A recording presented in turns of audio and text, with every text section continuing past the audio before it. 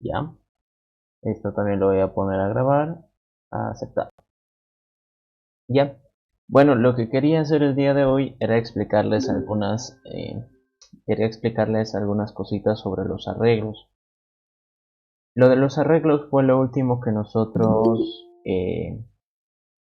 avanzamos la anterior semana y decíamos de que un arreglo es una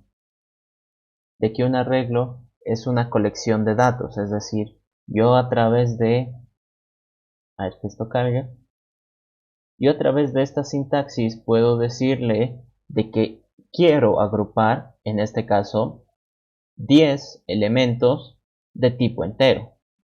Acá estoy diciéndole que quiero agrupar 100 elementos de tipo boolean. Y acá le estoy diciendo que quiero agrupar 15 elementos del tipo persona.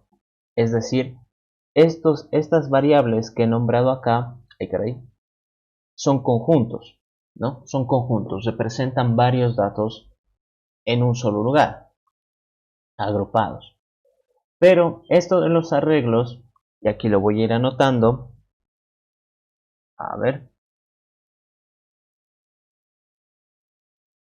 acá, pip, pip, pip. Entonces esto de los arreglos, que son conjuntos de datos, conjuntos finitos de datos,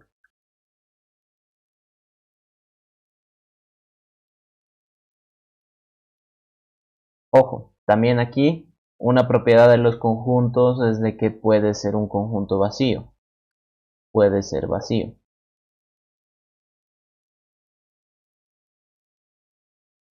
Es decir, no contener ningún tipo de elemento.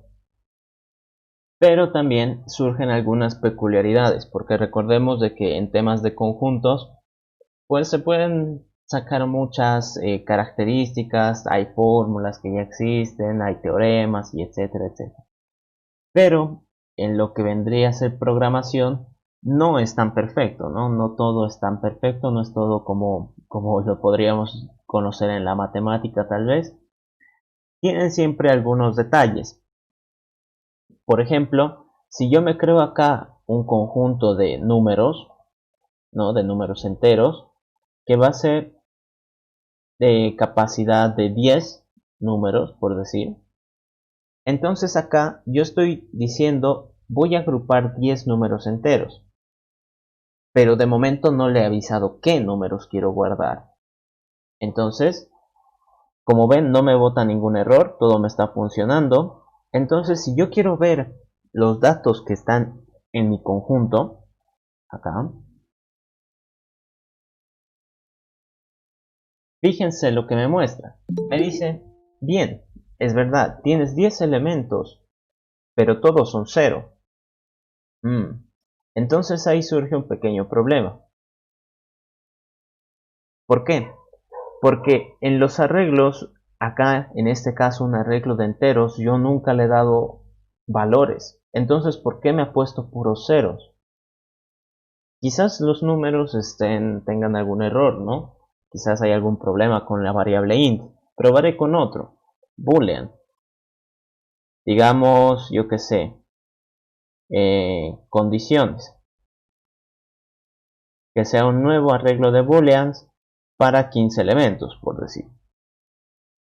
Entonces, como ven, no me ha dado ningún error. Quiero ver ahora los elementos de mi conjunto, condiciones. Lo traigo a este ladito, ok. Y ahora me fijo y me dice, sí, efectivamente tienes espacio para 15 elementos, pero todos son false. Y si se fijan acá, yo en ningún momento he escrito un false. Entonces, ¿de dónde es que ha sacado esta información? ¿Por qué la ha colocado ahí si yo no he añadido ningún dato? Ahora fíjense, a ver, de persona, por ejemplo. Ok, tal vez los tipos de datos primitivos tienen algún error y están funcionando mal. Haré un conjunto de personas que sean los estudiantes. New persona que tenga capacidad para, yo que sé, 20 estudiantes, 20 personas. persona haya escrito mal acá. Entonces ahora sí me funciona. He generado un conjunto para 20 personas, ¿no? Que serían los estudiantes. Entonces acá, si yo quiero revisar mi conjunto, me fijo y noto algo peculiar. Acá me dice, sí, tienes 20 espacios, es verdad, del 0 hasta el 19, pero todos ellos son null. Entonces aquí ya encontramos una nueva palabrita, que bueno, tal vez en algún momento la hemos visto, pero ahora recién la vamos a explicar. Esto que muestra null, yo en ningún momento lo he colocado. Surge el mismo problema que con los otros. Yo en ningún momento he colocado que aquí se guarden ceros, o que aquí se guarden false, o que aquí se guarden nulls. En ningún momento. Entonces, ¿por qué sucede eso con los arreglos? En los arreglos, en Java, ojo, aquí hay que hablar de nuestro lenguaje de programación. En Java, el arreglo necesita conocer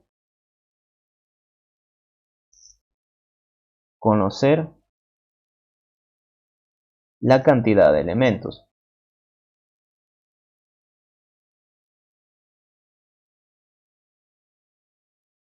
Entonces, esto se resumiría así, ¿no? Si es que yo quiero generar un arreglo de enteros, puedo poner int que sea una colección. Entonces aquí ahora ya estoy agrupando varios números enteros. Por decir acá A1 le voy a llamar. Y esto tiene que ser un new int de 15 espacios, por así decirlo. Entonces, esta partecita es importante. ¿Por qué? Porque yo le estoy avisando cuántos elementos quiero guardar. Pero, ojo, es verdad, en Java sí necesitamos conocer la cantidad de elementos. Pero para que esta colección funcione, se les da un valor por defecto. Se les da un valor por defecto. O el conocido, aquí ya hablando de Java, en Java se conoce esto como el valor 0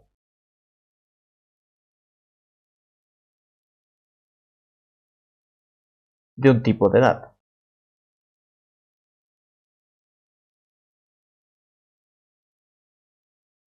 De dato. Entonces, ¿esto qué significa? Es verdad, yo le tengo que avisar cuántos elementos quiero guardar en mi conjunto. Pero, para que esto funcione, Java, ¿qué hace? Ok, necesitas vos 15 números enteros, 15. Entonces, yo te los voy a dar, pero los voy a poner de momento con un valor por defecto. Y este valor por defecto, ¿cómo es? O el valor 0, ¿no? Si es que alguno tal vez quiere investigar. Cuando nosotros hablamos de int, el valor 0, bueno, es un poco obvio, es el 0. Cuando hablamos, por ejemplo, de long, que también es un tipo de dato para números, también es 0. Cuando hablamos de double, que es para decimales, también es 0. Bueno, en este caso se puede decir 0.0, ¿no? Para todos los tipos de datos cuya finalidad sea guardar valores numéricos, el valor 0 pues es el 0, ¿no? No hay mucho misterio ahí. Pero ¿qué pasa con los otros que no representan un tipo de dato numérico? Por ejemplo, boolean. ¿Recuerdan ustedes que cuando nosotros hablábamos de boolean, yo les decía, este es conocido como el tipo de dato binario, es decir, solo tienes dos tipos de respuestas. Una en la que es false y otra en la que es true, ¿no? Verdad y falso. Pero binario, ¿qué significa en realidad? dos estados. Y si alguno conoce o ha investigado o por lo menos ha escuchado hablar de lo que vendría a ser el lenguaje binario, sabe de que los únicos elementos que van a existir son el 0 y el 1. Pero en este caso, el 0 significa la ausencia, ¿no? La negación, que algo no se ha cumplido, que algo no existe, que algo no hay, ¿no? Se puede considerar así. Entonces, en Boolean, el valor 0, por así decirlo, se vendría a considerar como false.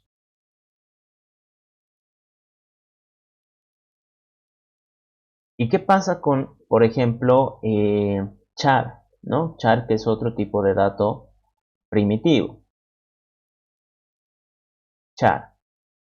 Entonces acá, cuando nosotros hablamos de los caracteres, pues representan algún tipo de valor, ¿no? De, por ejemplo, una letra, un número, un carácter especial, pueden ser muchas cosas. Pero recuerden ustedes también que por debajo igual manejan números enteros, que es el código ASCII. Entonces en char, el primer valor, bueno, el valor 0 o el valor nulo que tiene este tipo de dato también es un 0, por la simple condición de que por debajo maneja el código ASCII. Y el código ASCII son simplemente darle un valor numérico a todos los caracteres posibles, ¿no? A todas, si se preguntan, cada letra, la D, la A, la T, la O, todas las letras minúsculas, mayúsculas, tienen un valor numérico que los representa en el código ASCII. Entonces, en este caso, cuando nosotros decimos el valor 0, esto en realidad representa el carácter null. Carácter null. Entonces este es como que un carácter especial que es como decir que algo no existe, ¿no? Entonces no se preocupen, simplemente ustedes vean de que es un 0 y ya. Fíjense ustedes acá, si es que yo me creo un arreglo de chars, todos automáticamente se van a llenar con ceros. Char, letras, que va a ser un new char de 5 elementos, por decir. Entonces ahora si me fijo, letras, y caray, ok. Entonces acá como ven, este carácter extraño es considerado el carácter null, o sea, representa un 0 en realidad esto. Entonces me lo ha llenado por defecto con ese valor. Yo sé que eso representa un 0 y sé que eso no lo voy a poder utilizar para nada, o sea, no me sirve en realidad, ¿no? Lo voy a anotar también en su representación de carácter, por si acaso. Sería aquí comillita simple, slash u y 1, 2, 3, 4. Creo que es así. Entonces, cuando nosotros queramos hacer algún tipo de arreglo que contenga estos datos, tipo int, long, double, cualquier tipo numérico, chars, boolean, entonces yo sé que siempre me lo va a llenar por un valor, con un valor por defecto, que es conocido como el valor 0. Entonces cada uno de esos datos ya están automáticamente ahí, o sea, no se tienen que asustar ni nada por el hecho de que ya haya valores que no han añadido ustedes. Pero ahora yo me pregunto, ok, estos son los tipos de datos primitivos. ¿Qué pasa si es que yo me he creado mi propio tipo? Ustedes saben acá de que cuando creo una clase es prácticamente crear un tipo personalizado. Es decir, en este caso la clase persona, ay caray, la clase persona es un tipo personalizado. ¿Por qué? Porque en su interior contiene otros tipos de datos que en su conjunto lo representan. En ese caso, cuando hablamos ya de un tipo de dato personalizado, un tipo de dato compuesto, un objeto, el valor 0 por defecto, ustedes ya lo han visto, tal vez lo están deduciendo, es el null. Entonces, cuando nosotros hablamos de objetos de cualquiera, ya sea por ejemplo nuestra clase persona, Si yo trato de crear un arreglo, me lo va a llenar con puros null.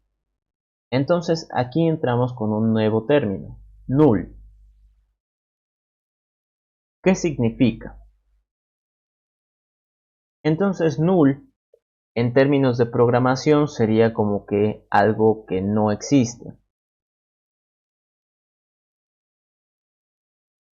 Que no existe.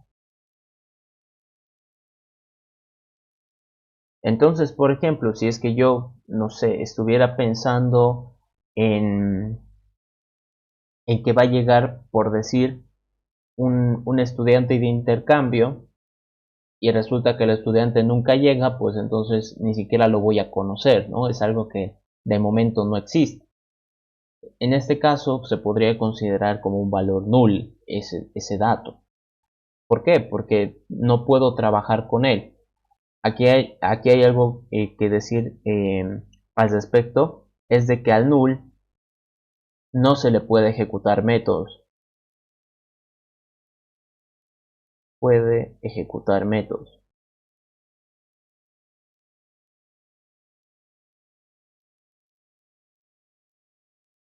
Entonces, nosotros hasta este punto decíamos, bien, cada vez que yo me creo un objeto, puedo utilizar el operador punto para ejecutar métodos o para acceder a algún tipo de información. En este caso, el null, si bien tal vez me compile, es decir, que Java no detecte ningún tipo de error, cuando yo lo ejecute, entonces es ahí donde me va a fallar. Fíjense ustedes acá. A ver, la clase persona tiene un método llamado getNumber, ¿no? Entonces fíjense acá, me voy a crear una persona P que sea una nueva, no, bueno, en este caso no tiene que ser con new, le digo null directamente, es decir, sé que va a haber alguna persona, pero de momento no sé quién es, no la conozco, no hay nadie. Y como ven, me compila. Pero si yo trato de ejecutar el método getNombre, que es válido, ¿no? Es válido. ¿Por qué? Porque esta mi variable es de tipo persona. La clase persona tiene ese método. Entonces no debería haber fallas con esto. Fíjense ustedes qué es lo que ocurre. Le he dado enter y automáticamente lo que ha pasado es que me ha botado un error. Acá está. ¿Y cuál es el error? Null pointer exception. Entonces en este caso, este método, ¿qué significa? Digo este error. Lo voy a anotar acá en la pizarra. El error null pointer exception, null pointer exception, significa que he tratado de ejecutar un método, he tratado de ejecutar un método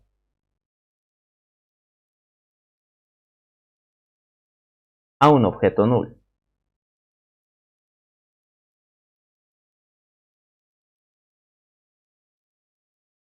Entonces, en ese caso, el null es algo que no existe. Entonces, ¿cómo yo le voy a preguntar algo que no existe, algo que no representa nada en realidad, que realice una tarea?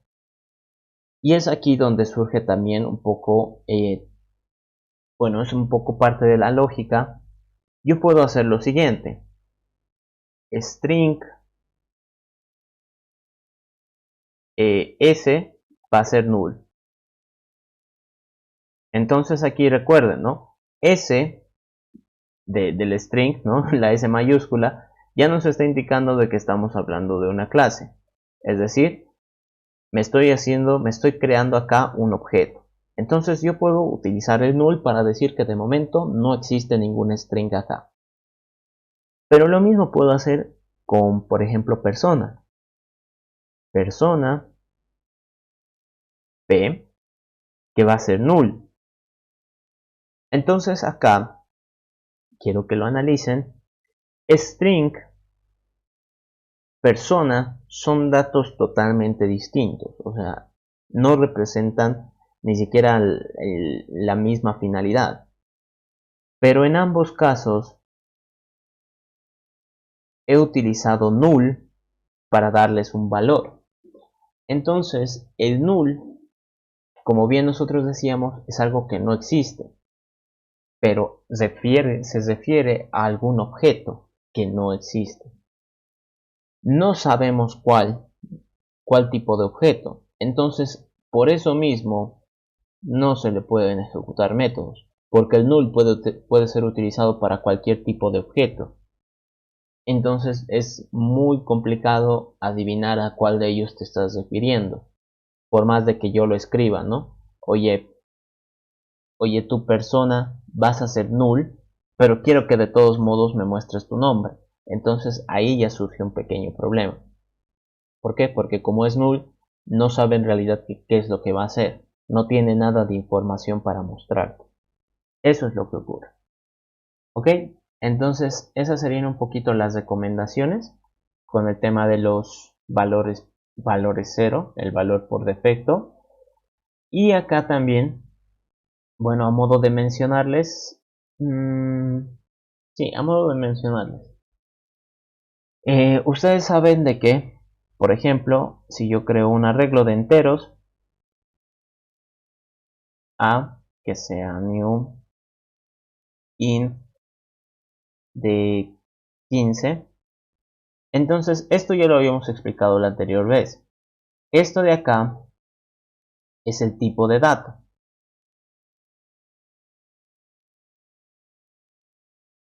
Yo con los corchetitos le aviso que va a ser una colección. Esto de acá es la variable, es el nombre de la variable. El new sí o sí lo tengo que anotar. Y acá le digo que esto va a ser un, bueno, se tiene que coincidir, ¿no? Es el mismo tipo de dato. Caray, no me ha alcanzado. Tipo de dato. Y esto de acá es la cantidad de elementos. Cantlen. Listo. Pero ahora, ¿qué sucede? Acá, en esta parte, puedo poner yo cualquier tipo de dato. ¿Eso qué significa? Que si yo en este caso estoy considerando todo esto que vendría a ser un arreglo como tipo de dato, ¿por qué no hacer un arreglo que contenga arreglos en su conjunto? Me explico. Yo sé, yo sé que a este lado tiene que venir el tipo de dato. Entonces, ¿por qué mejor no le digo, bien, va a ser el tipo de dato un arreglo de entero? Y yo quiero agruparlos. El nombre de mi variable a2. ¿Y esto qué va a ser? Un nuevo arreglo de arreglos, ¿no? Aquí recuerden el tipo de dato y cuántos elementos quiero, por decir 10. Entonces aquí ahorita tal vez a alguno le esté explotando la cabeza y diga, ¿cómo es eso posible? ¿Cómo es que puedo yo hacer arreglos de arreglos, ¿no? Básicamente lo que sucede acá es de que tómenlo esto como si fueran cajitas, ¿no? Cajitas. A ver, esta línea. Acá, cajita, cajita. Cuando yo le digo que va a haber 10 espacios, es como tener 10 pequeñas cajitas agrupadas. Saben ustedes de que la primera siempre empieza en 0, luego la siguiente es 1, 2, y así sucesivamente hasta que vaya a la última cajita, que es la 9. Entonces, estas cajitas que están una al lado de la otra, aquí,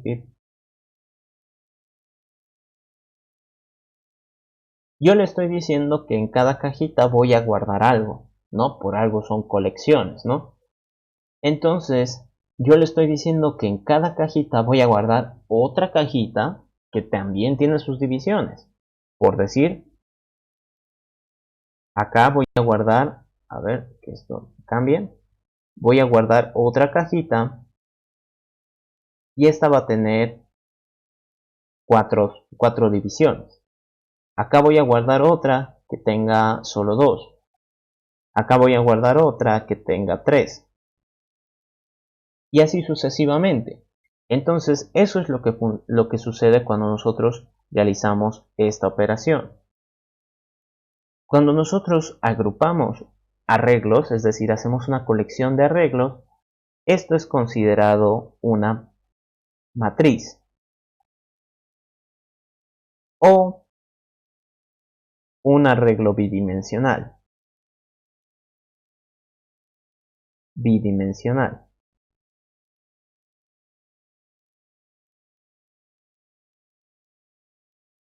¿Listo? Esto para nosotros, bueno, pues qué flojera dibujarlo así, ¿no? Hacer cajitas dentro de cajitas. Básicamente cuando nosotros queremos hacer esto, estamos hablando como si hiciéramos referencia a un tablero. Ay, caray, aquí me ha faltado. A un tablero. Entonces fíjense, pip, pip, pip, pip. ¿Qué es lo que sucede? De que bien a este lado nosotros estaríamos hablando de filas. Aquí lo anoto con verde para que un poco se note la diferencia. Y acá cada fila, por así decirlo, está compuesta de columnas. Esta vendría a ser la columna 0, columna 1, 2, 3. Este en cambio solo tiene dos columnas. Columna 0, columna 1. Este tiene 3. Columna 0, 1, 2. Entonces, ¿qué es lo que sucede con las matrices o con los arreglos bidimensionales? Cada matriz o cada arreglo bidimensional tiene dos índices, ¿no? Por algo tiene doble corchete acá. Uno que nos va a permitir a nosotros avanzar sobre las filas y otro que nos permita avanzar sobre las columnas. Esto asemeja mucho a un plano cartesiano. Si es que a alguno tal vez le gusta, le gusta un poco esos temas. Cuando nosotros queremos representar un punto, siempre decimos, ¿no? El punto está en 0, 0, o el punto está en 3, 4, o el punto está en 1, 2. Entonces, esas dos coordenadas que nosotros mencionamos nos permiten a nosotros identificar el punto. En este caso, yo necesito conocer en qué fila y en qué columna quieres, por ejemplo, guardar un valor o acceder para revisar el dato que está guardado ahí y así sucesivamente. Entonces, en este caso, al ser una colección, también se le aplican lo que hablamos acá, del valor por defecto o el valor cero. En este caso estaríamos hablando nosotros de una matriz de enteros. Como es de tipo entero, cada celdita se va a guardar un valor por defecto, que es el 0. Entonces acá también se ve afectado por eso de los valores por defecto según el tipo de dato. Ojo, no en todos va a ser 0. Según el tipo de dato se va a llenar con un valor específico. Como acá nosotros estamos haciendo referencia a tipo int, entonces la matriz va a ser de puros ceros, de momento. La forma en la que nosotros podemos acceder o revisar los datos es igual a la de los arreglos, simplemente considerando que tengo que pasarle dos datos, ¿no? Entonces, por decir acá, si es que yo quiero en acá que sería mi A2, ¿no? Mi variable A2, le digo, oye, en esta tu matriz, en la fila, aquí, eso también lo voy a indicar, en la fila 2, columna 1, quiero guardar el 15. Entonces primero yo tengo que decirle en qué fila quiero guardar y luego tengo que decirle en qué columna. ¿Listo? Con eso, ¿qué va a suceder? De que, a ver acá, me voy a la fila 2, columna 1 y le estaría reemplazando por el valor 15. Ya no es un 0, ahora es un valor 15. Si es que yo quiero acceder, va a ser exactamente igual. Voy a necesitar pasarle los dos datos que representan las posiciones de donde quiero revisar el dato, por decir, ¿no? Posterior a eso, bueno, las operaciones son muy similares y el único que tal vez va a cambiar va a ser cuando nosotros hablamos del tamaño de una matriz. El tamaño de una matriz.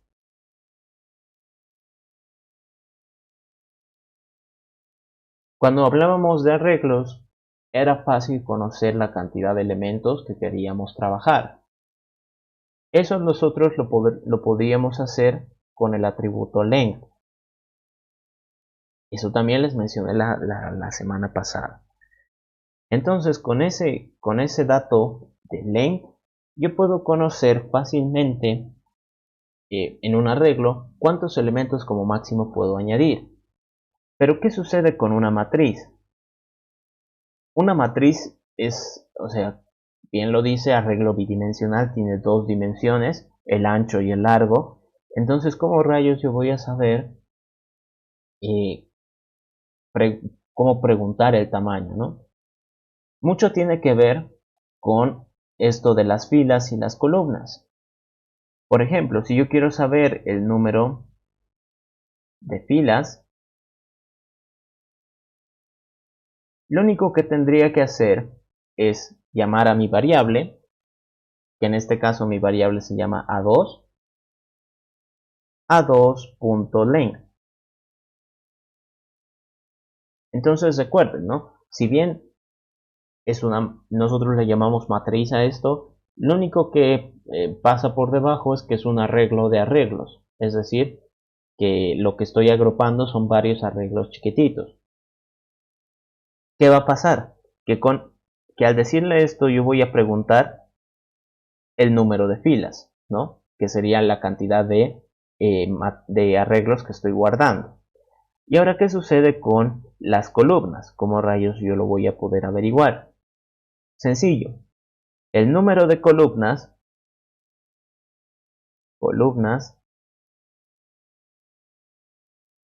depende mucho de qué fila quiera saber el número de columnas, ¿no? Si yo, por ejemplo, quiero saber de la fila 0 la cantidad de columnas, entonces le digo, oye tú en la matriz, en la fila 0, ¿cuántas columnas tienes? Entonces acá, este valor es el número de filas, ¿no? Es una fila. Con eso yo podría saber el número de columnas en una fila. Y bueno, cabe recalcar de que, si se dan cuenta acá, cada fila puede tener distinto tamaño. Entonces, por eso mismo hay que avisarle de cuál nosotros queremos conocer el dato. Ahora bien, las matrices pueden dar la coincidencia de que sean cuadraditas o rectangulares, es decir, de que cada fila tenga la misma cantidad de columnas. Entonces, en ese caso, pues no habría necesidad de estar preguntando constantemente. Pero, bueno, por si acaso, hacerlo así sería asegurarse de que salga bien. Y eso, más o menos, creo que esas serían las nuevas limitantes que encontraríamos con la matriz. Nuevamente en la matriz voy a necesitar para cada operación pasarle dos datos, la fila y la columna, ya sea para acceder, para revisar los datos, ya sea para guardar un dato, hacer una inserción, ¿no? O o ya sea incluso para, acá por ejemplo para el length hay incluso hasta una pequeña variante, ¿no? Para conocer el número de columnas en una fila. Ahora, ¿cómo es que yo puedo crear, por ejemplo, una matriz? Acá yo estoy mostrando de que quiero guardar, eh, creo que esto incluso lo he puesto al revés, creo que esto es al revés, creo que viene acá. Si no, ahorita nos fijamos. Lo que yo primero tengo que decirle es cuántas filas quiero guardar y luego de cuántas columnas va a ser cada fila, si es que tengo el dato, ¿no? Entonces fíjense ustedes acá, si es que yo me paso al código y trato de hacer una matriz de enteros. Matriz, que sea una nueva matriz y yo quiero decirle acá, bien, como sé que si tiene doble corchetito, es un arreglo de arreglos, yo le voy a decir que quiero guardar 5 arreglos.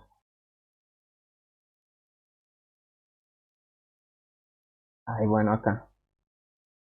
Creo que era acá, le tengo que dejar vacío. No, entonces es después. Acá. Ahí está. Entonces, como ven, ahora sí, aquí ya salimos de dudas. El primer dato que yo le tengo que pasar es el número de filas que quiero. En este caso yo le estoy diciendo bien, quiero que sean 5 filas, ¿no? ¿Qué pasa? De que yo a esta matriz, digamos en la fila 0, quiero guardarle un nuevo arreglo de 7 posiciones, por decir. En la posición 1, en la fila 1, quiero guardarle un arreglo de 3 posiciones.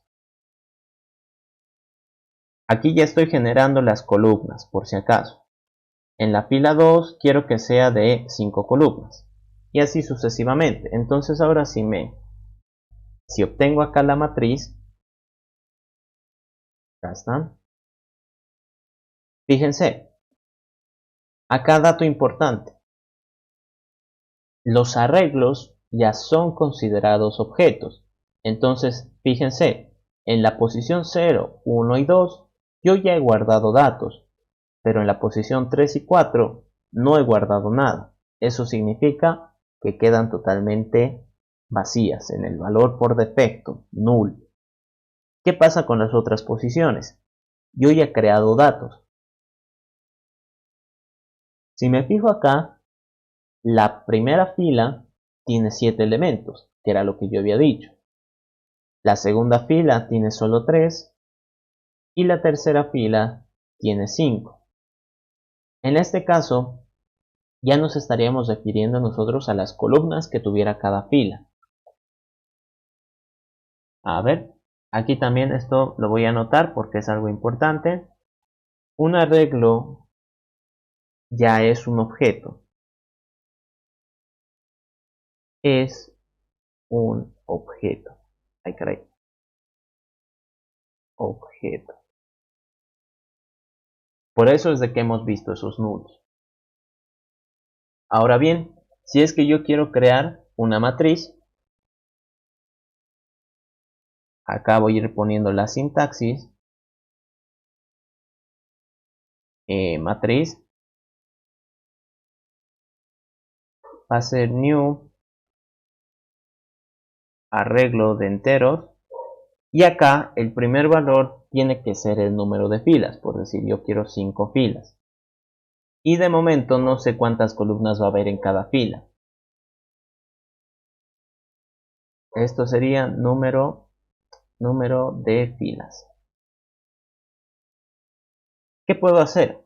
Como yo ya sé que tengo 5 filas en lo que vendría a ser mi matriz, puedo decirle, oye tú, matriz en la fila 0, quiero que tengas 7 columnas. Entonces acá, la fila 0 tendrá 7 columnas.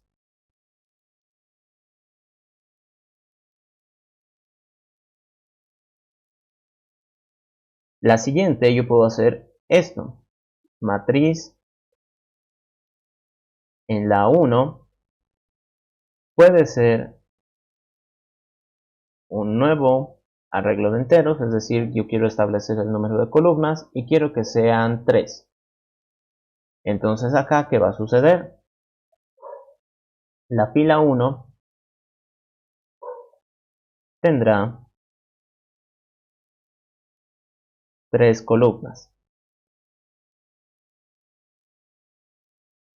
Entonces al hacer esto, mi matriz va a quedar medio chueca, ¿no? Va a quedar así. Aquí está la fila 0, entonces acá hay 7 posiciones. 1, 2, 3, 4, 5, 6, 7. Ahí está, 7 posiciones. Columna 0, 1, 2, 3, 4, 5, 6. Y la fila 1 va a tener solo 3. 0, 1, 2. Entonces, cuando nosotros ya empezamos a formar esto, que es totalmente chueco, se conoce como matriz irregular. Matriz irregular. ¿Por qué? Porque cada fila tiene distinto tamaño.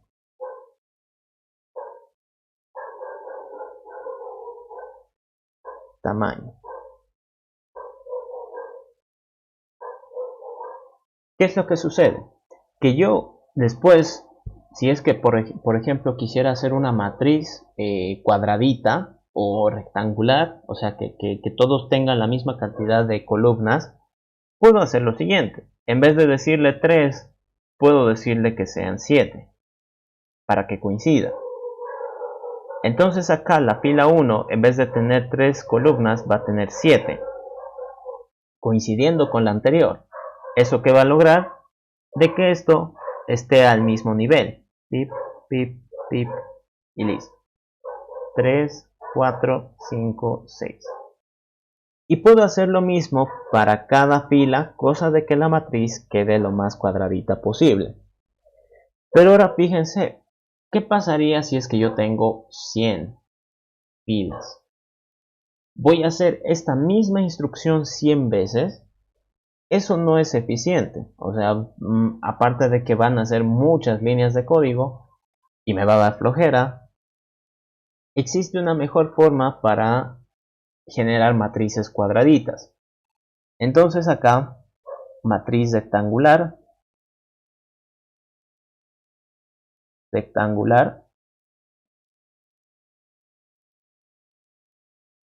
¿qué significa esto? De que cada fila tiene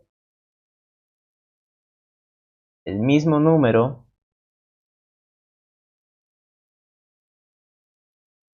de columnas.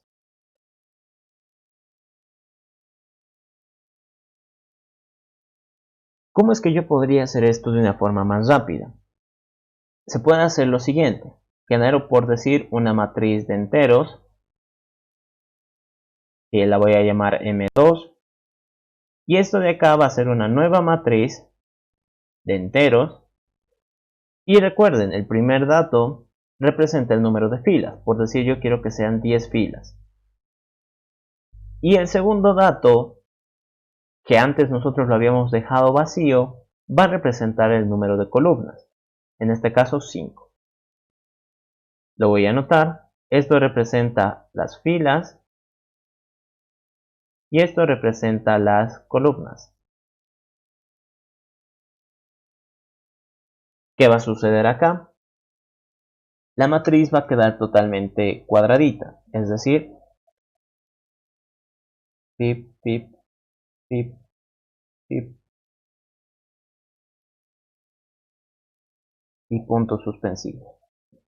Entonces, esta sería la fila 0, que va a tener 1, 2, 3, 4 y 5 columnas. La fila 1 va a tener la misma cantidad de columnas, sin la necesidad de haber escrito línea por línea.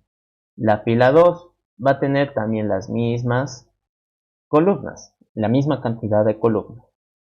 La fila 3 exactamente igual, la misma cantidad de columnas.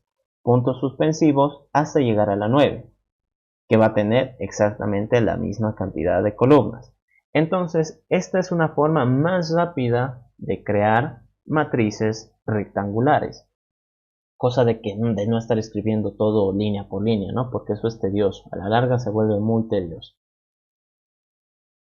Y con esto yo estaría totalmente seguro de que cada fila tiene exactamente el mismo número de columnas, ¿no? Por lo tanto, si yo sé que es una matriz rectangular, el número de filas sería, en este caso, m2.length.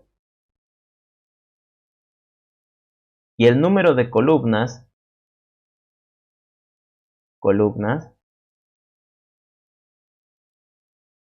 bastaría con que yo le pregunte a la primera fila, porque si todas tienen la misma cantidad, me basta con conocer solo una. M2 en la 0.length. Acá lo voy a anotar. Basta con conocer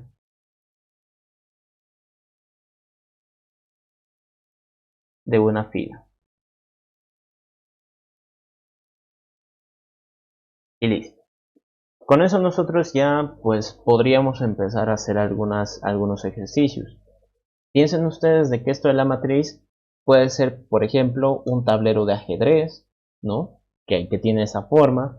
Puede ser un 3 en raya o yo que sé, un n en raya. Puede ser la distribución de un curso, ¿no? Para decir de qué estudiante está sentado en qué asiento. Pueden ser varias cosas. Incluso se pueden representar hasta juegos, ¿no? El Pac-Man, yo que sé, un juego de soldaditos, del Buscaminas, ¿no? El Buscaminas tiene esa estructura, ¿no? Entonces nos puede servir mucho esta estructura llamada matriz.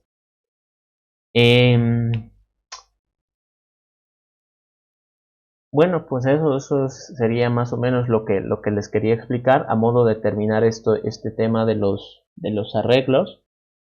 Avisarles que, bueno, recordarles de que la matriz en realidad es un arreglo de arreglos, ¿no? ¿Dónde está? Creo que no lo he anotado. Acá lo voy a poner. Una matriz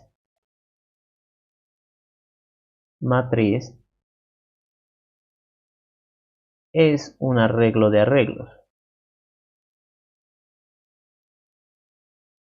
De arreglos. Eso quiere decir de que, bueno, ustedes saben de que un arreglo es un conjunto finito donde hay varios elementos en el interior. Entonces, el arreglo, que es un conjunto, está agrupando pequeños conjuntos en su interior, que quién sabe de qué tamaño sean. Pueden ser iguales o pueden ser distintos, no sabemos. Si los elementos en el interior son de tamaño distinto, entonces estaríamos hablando de una matriz irregular, donde cada fila tiene un distinto tamaño. Si por el contrario cada elemento, cada pequeño conjunto en el interior, tiene el mismo número de columnas, el mismo tamaño, entonces estaríamos hablando de una matriz regular. Eso sería para ya recapitular todo lo que estuvimos avanzando. Entonces, pues, no sé. No sé si quieren hacer algún ejercicio. Yo lo había preparado ya unos 2 enunciados para que los trabajemos.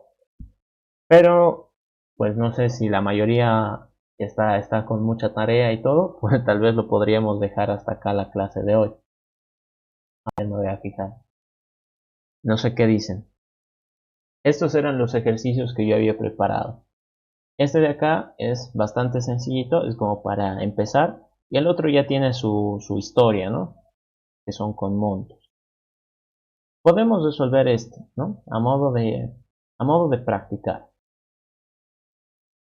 Lo que dice el ejercicio 1, pues es, o sea, dice, considere que se han registrado las temperaturas de una semana, comenzando en lunes y terminando en domingo. Se desea conocer la máxima y la mínima temperatura registrada y también saber qué día se registró. También se desea saber el promedio de la temperatura de la semana. ¿Ok? Entonces, en este caso, aquí lo voy a anotar, ejercicio,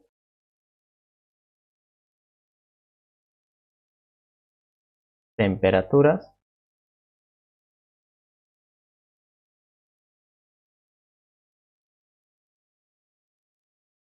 ¿Qué es lo que nos dice? Que nos dice que las temperaturas, ay caray, temperaturas de una semana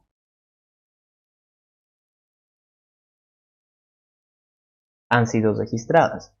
En este caso, yo me tengo que poner a pensar qué puedo agrupar con la intención de utilizar arreglos, ¿no? Esto está enfocado en los arreglos. Entonces, ¿qué puedo agrupar? En este caso me están diciendo de una semana. Y una semana, ¿qué es lo que representa? Es un conjunto de días en realidad, ¿no? Entonces yo sé que la semana tiene exactamente 7 días. 7 días. El enunciado nos dice de que se han empezado a registrar las temperaturas desde el lunes. Entonces, lunes sería considerado el primer día y así sucesivamente hasta llegar al último, que sería el domingo. Entonces, acá nosotros ya estamos encontrando una estructura que representa un conjunto de días, un conjunto finito encima, ¿no? Entonces, eso ya a toda regla vendría a considerarse una regla. Pero veamos qué es lo que se nos pedía. Nos dice, bien, se han registrado las temperaturas de una semana. Yo sé que la semana tiene 7 días. Ah, pero ¿y las temperaturas? Ok, bueno, en este caso yo puedo considerar que los días son texto, ¿no? Representan texto. Las temperaturas, ¿dónde las pongo? Porque yo sé de que el arreglo, acá arriba lo puse, el arreglo necesita que yo le dé un tipo de dato. Es decir, si le digo int, entonces se va a quedar con int toda la vida. En este caso, cuando yo menciono lunes, estaría hablando en realidad de una cadena de texto, es decir, strings.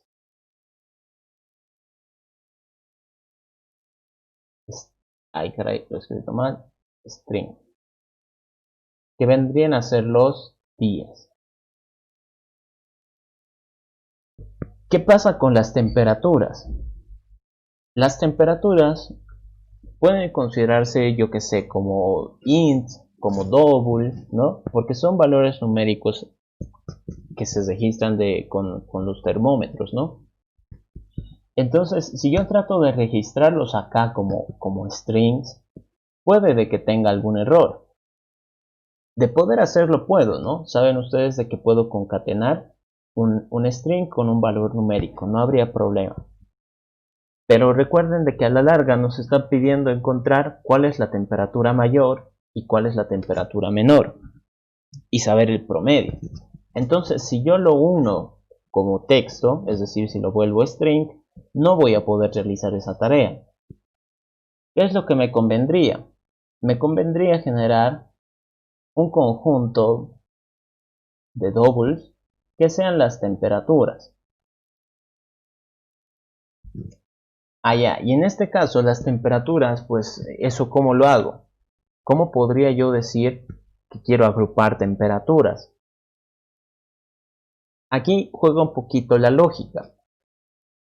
Nos dice que se han registrado las temperaturas de una semana. Yo sé que la semana tiene 7 días, es decir, aquí y en la China van a seguir teniendo 7 días. Por lo tanto, las temperaturas registradas van a ser igual de 7 días. Es decir, si aquí este representa la posición 0 y este representa la posición 6, en las temperaturas va a suceder lo mismo. Este va a ser la posición 0 y este va a ser la posición 6. Y aquí es donde van a estar los valores numéricos. Yo que sé, por decir aquí 27.5 grados, puntos suspensivos. El domingo ha sido 23,4, yo que sé, ¿no? Entonces coincide. Si es que son 7 días los que se han registrado las temperaturas, pues entonces voy a tener 7 temperaturas, ¿no? Ni modo de que tenga más o que tenga menos. Sería extraño. O algo ha salido mal o estoy desvariando, ¿no? Por lo tanto acá yo sé de que voy a tener la información de las temperaturas registradas y de que el primer día, el primer día que se ha empezado a registrar ha sido un lunes. ¿Qué es lo que se me pide? Se me pide saber la mayor temperatura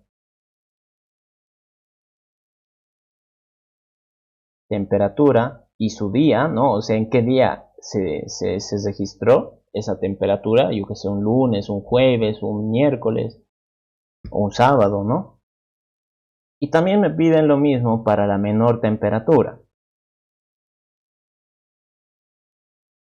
Temperatura y su día. Y por último me piden el promedio de temperatura de la semana.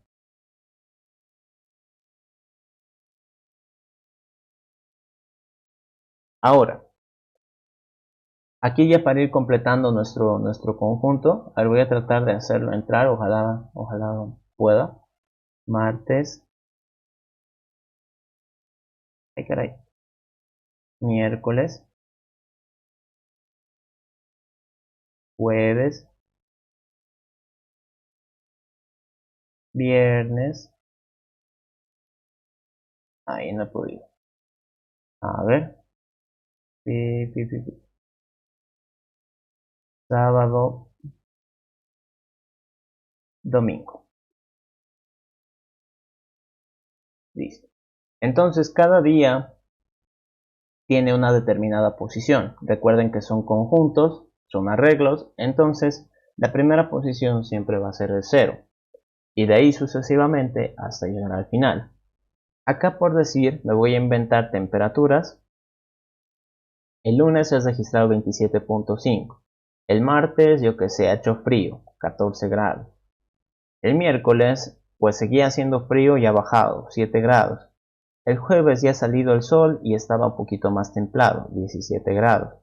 El viernes ya estaba soleado, 25 grados. Y el sábado ha hecho un sol tremendo, 32 grados. Y listo.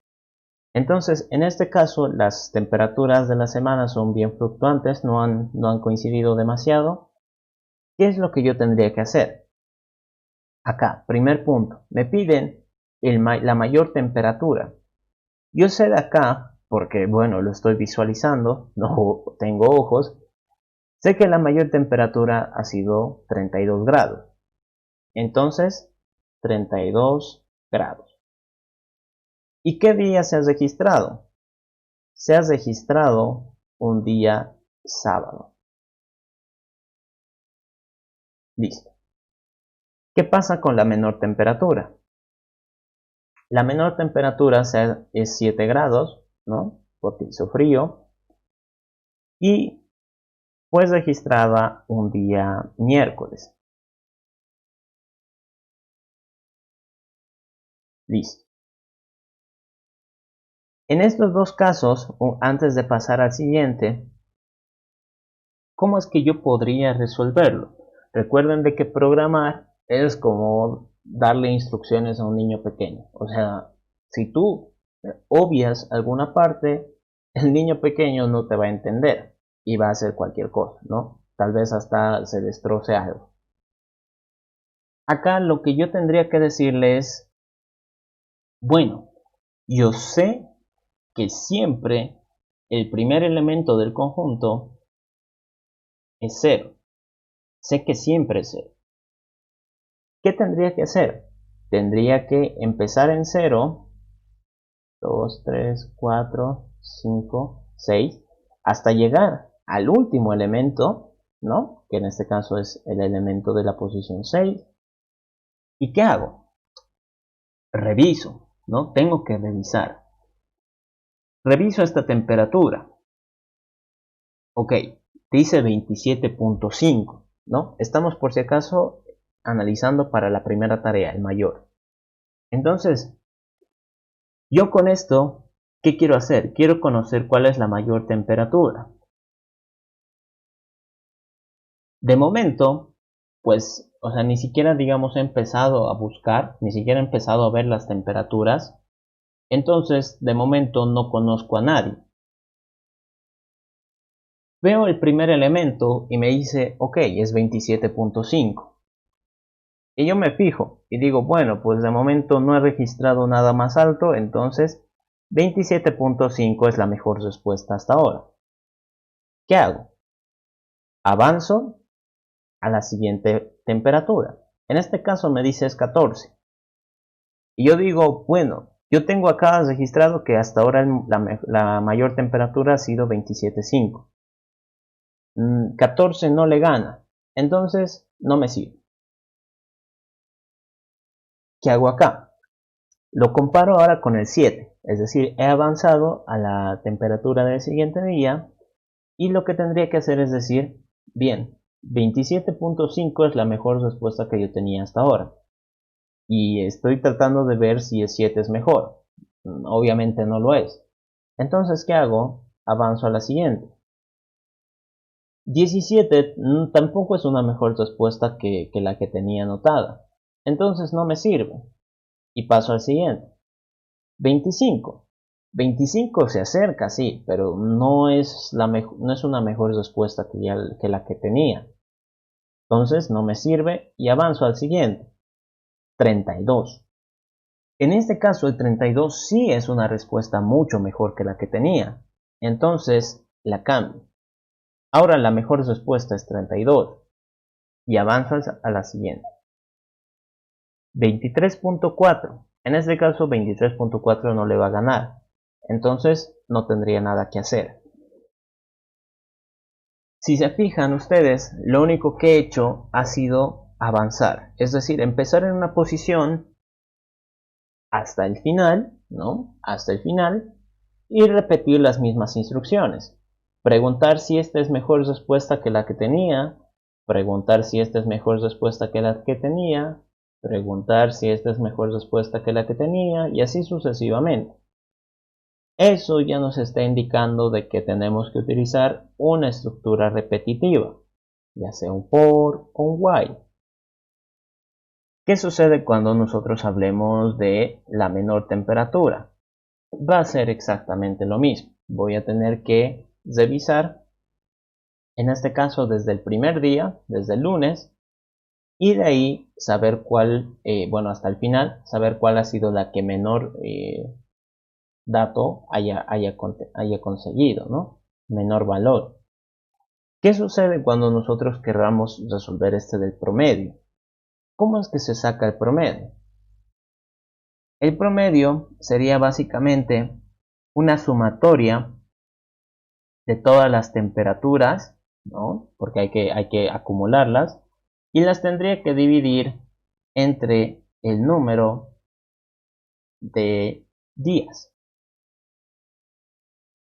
En este caso, pues yo sé que son solo 7 días, ¿no? Entonces sería dividido entre 7. Ahora, ¿cómo es que hago la sumatoria? Si es que a alguno tal vez le gusta la matemática o algo y conoce ese simbolito, siempre es como que empiezo a sumar desde i igual a 0 hasta el 6, ¿no? Entonces, esto de acá, si es que alguno ya lo conoce, es básicamente lo mismo. Hacer una estructura repetitiva. Empezar desde el 0, avanzar uno por uno hasta el final. ¿Y qué es lo que tendría que hacer? Sumatorio, sumar, es decir, los tendría que empezar a sumar. Aquí lo que hacía en el caso del mayor y del menor era ir comparando. ¿Para qué? Para siempre obtener la mejor respuesta. En este caso, en vez de comparar, ¿qué tengo que hacer? Acumular. Tengo que ir sumándolo. Y eso es lo que vamos a hacer. Entonces me vengo acá a mi código, esto de acá lo voy a cerrar, y voy a crear una nueva clase que sea temperatura.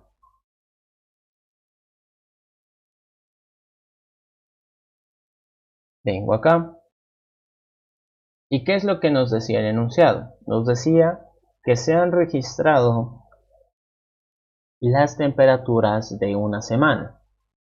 ¿Eso qué quiere decir? Que las temperaturas ya existen, ya son datos. Por lo tanto, acá, public temperatura, en mi constructor, yo le tengo que decir que me avisen qué temperaturas han registrado. Entonces yo digo, me van a mandar acá varios valores numéricos, no varios valores decimales, double, que representan las temperaturas. Todo eso lo tendría que guardar yo en algún lado. Entonces me conviene a mí tener un atributo, private double, que sea un conjunto de números decimales, temperaturas.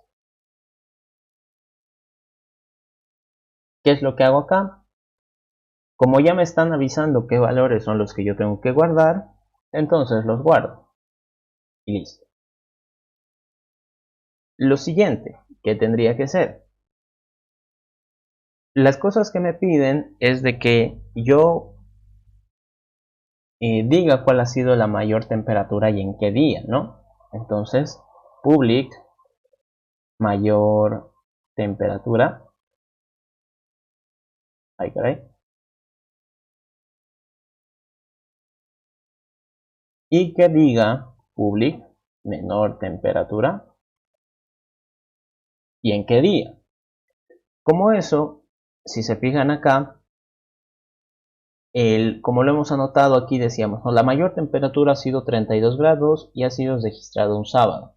La menor temperatura ha sido 7 grados y ha sido registrado un miércoles. Ok, entonces, como, bueno, es un mensajito lo que tenemos que mostrar, podríamos decir que sea de tipo string. De tipo string. Y de ahí me están pidiendo además el double, que sea el promedio temperaturas. Esto por si acaso, pues lo estoy poniendo double porque si voy a sumar números decimales, entonces el resultado lo más probable es que sea un número decimal, ¿no? No por nada, ¿no? Y el promedio además, ya saben ustedes de que las divisiones no generalmente van a salir siempre exactas, ¿no? Puede que fallen. Así que por si acaso también ponerle double para considerar todos los posibles decimales. Ahora, ¿qué tendría que hacer acá? String temperatura. Primero, necesito acá mi respuesta. Que de momento pues no tengo nada, ¿no? No sé qué voy a responder. Pero sé que en algún momento le voy a tener que avisar eso al usuario. Return respuesta. ¿Qué hago acá en medio? Yo tendría que aquí primero conocer cuál ha sido la mayor temperatura. Double mayor temperatura. Que de momento puedo decir que no conozco a nadie, es decir que es 0, ¿no? Ahora, ¿qué sucede acá? Yo también necesito saber qué día ha sido registrado. De momento no lo conozco, ¿no? No conozco qué día.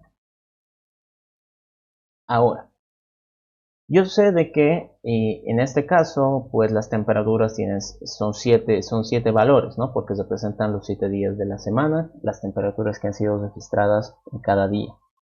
Por lo tanto, puedo hacer un for in i igual a 0, porque ya saben ustedes, hay que hacer una estructura repetitiva. Y puedo aquí fácilmente decirle i menor a 7. Puede funcionar, porque son 7 datos. Pero por si acaso, siempre es mejor poner temperaturas.length. Por si acaso. ¿Me va a dar el mismo resultado? Sí. Pero por si acaso es mejor poner eso. Hay que acostumbrarse a utilizarlo.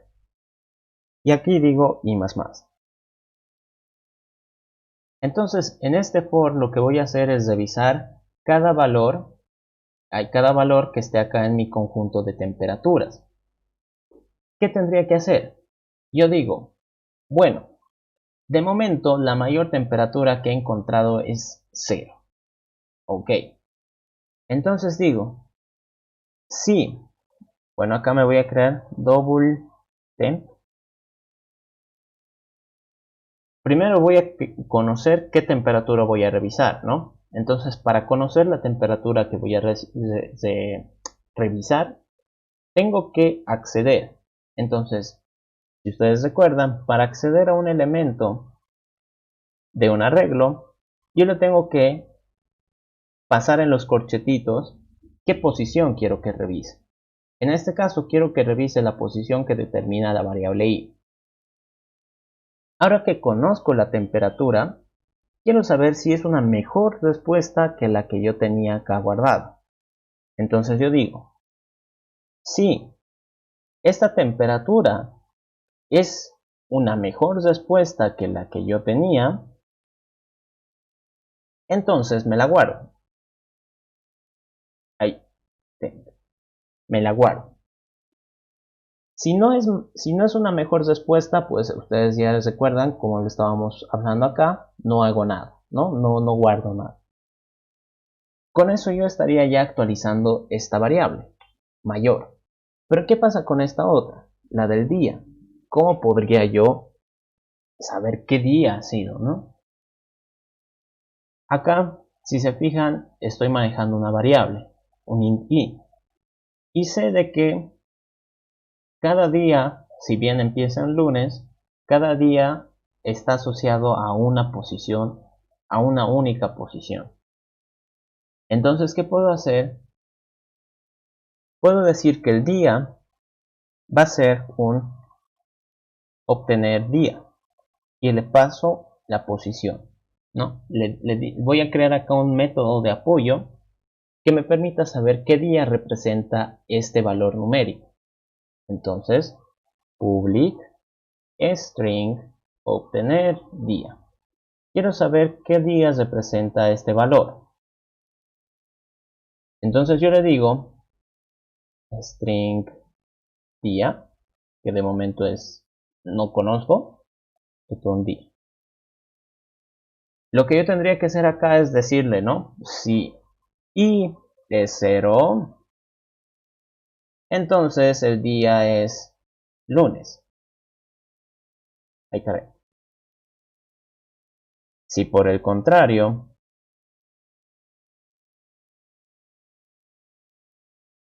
i es 1, entonces el día es martes.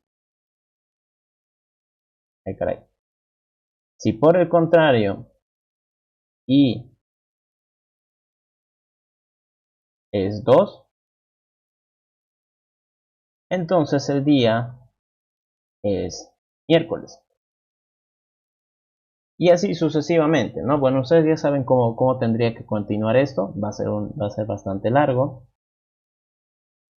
Pero una forma de hacerlo más rápido y más sencillo, y bueno, eso no sé si lo hemos avanzado o lo han avanzado ustedes con la listen, es utilizar un switch. Switch. Entonces, ¿cómo funciona este switch? El switch recibe acá en los paréntesis un elemento que va a evaluar. En este caso yo quiero que evalúe este número entero. A ver. En este caso yo quiero que evalúe este número entero. Entonces yo le digo switch, vas a trabajar con ese entero i. En caso de que el entero sea 0, entonces el día va a ser lunes. En caso de que el entero sea 1, el día va a ser martes. En caso de que el entero sea 2, el día va a ser miércoles. Entonces con esto ya se vuelve un poco más fácil. Me lo voy a ir copiando. acá 3, 4, 5, 6, ¿no? 6 que vendría a ser el último día. Entonces acá yo le digo, esto va a ser jueves, esto va a ser viernes, y esto va a ser sábado, domingo. ¿Ok? ¿Cómo es que funciona este switch? El switch es prácticamente lo mismo que utilizar un if, ¿no? Varios ifs en realidad.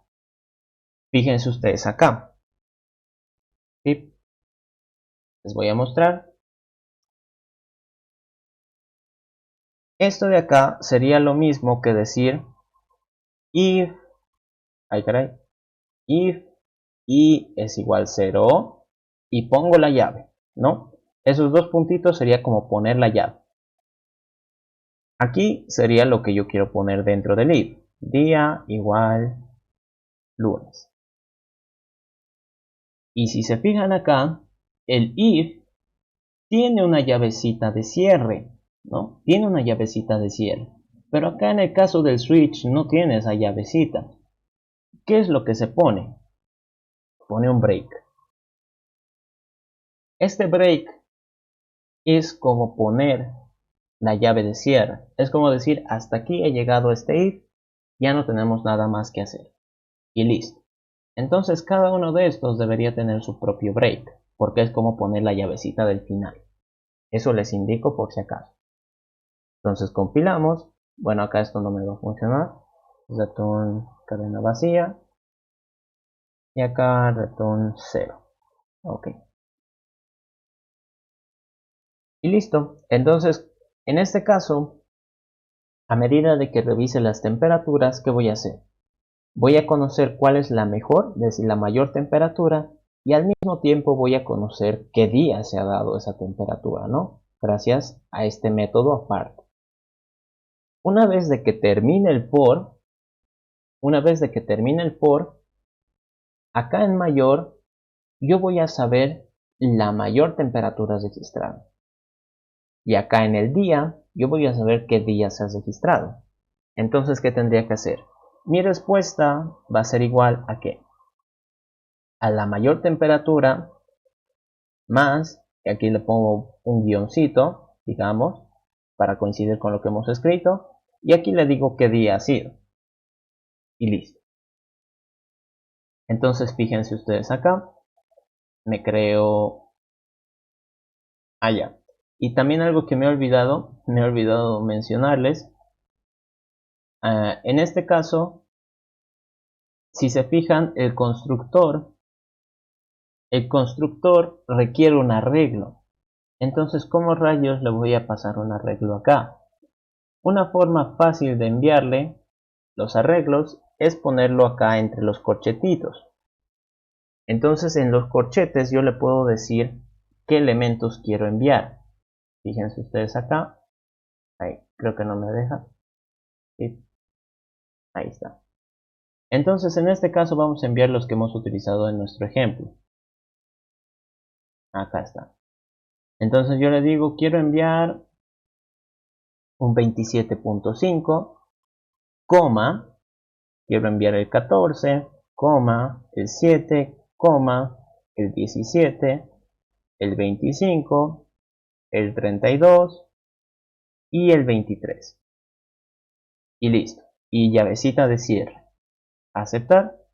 Entonces, como ven, ahí me lo ha creado fácilmente. No hay que complicarse tanto con eso. Lo podemos mandar a través de llavecitas. Ahorita ya tendríamos funcionando este método, mayor temperatura.